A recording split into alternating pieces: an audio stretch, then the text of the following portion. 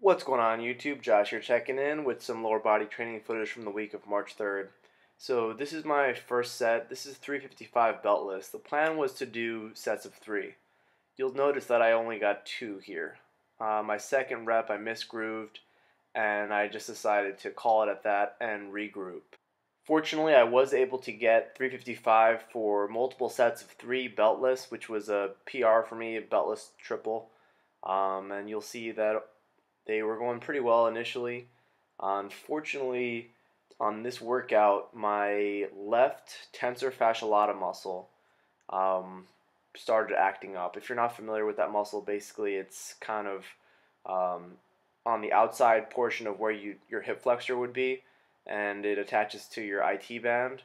So you'll notice on this last rep coming up that I really misgroove it. And the reason for that misgroove was not because I messed up anything per se. It's because my tensor fasciae lata muscle literally knotted up in the hole, and it felt like there was a golf ball right where that muscle is. So it really threw me off. Anyway, I followed that up with some front squatting. This is just 235. I lowered the weight a little bit just because I wasn't sure how I was going to feel, and I knew that I had planned on doing a big PR for my sumo deadlift. So this is the PR of my sumo pull. This is 475 for 3. I posted this last week when I did it just because it was pretty epic for me. It was a pretty big PR. It was a 20-pound 3-rep PR.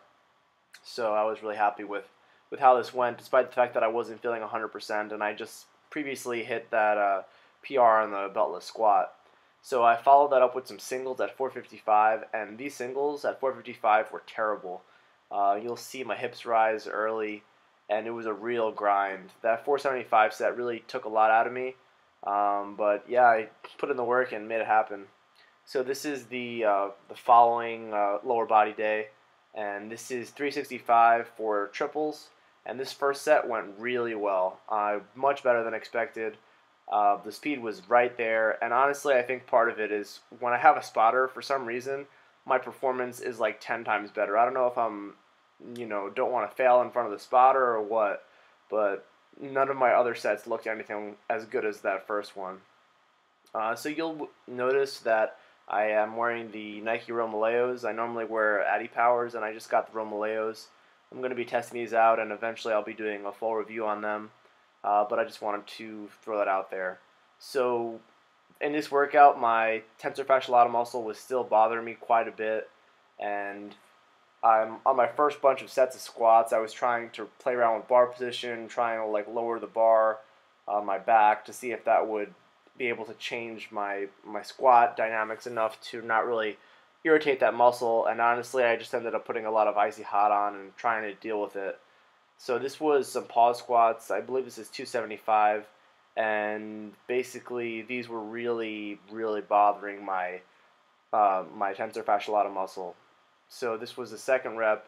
It was pretty bad, and then you'll see on the third rep I ended up failing on pause squats, which I've never failed in my life on pause squats.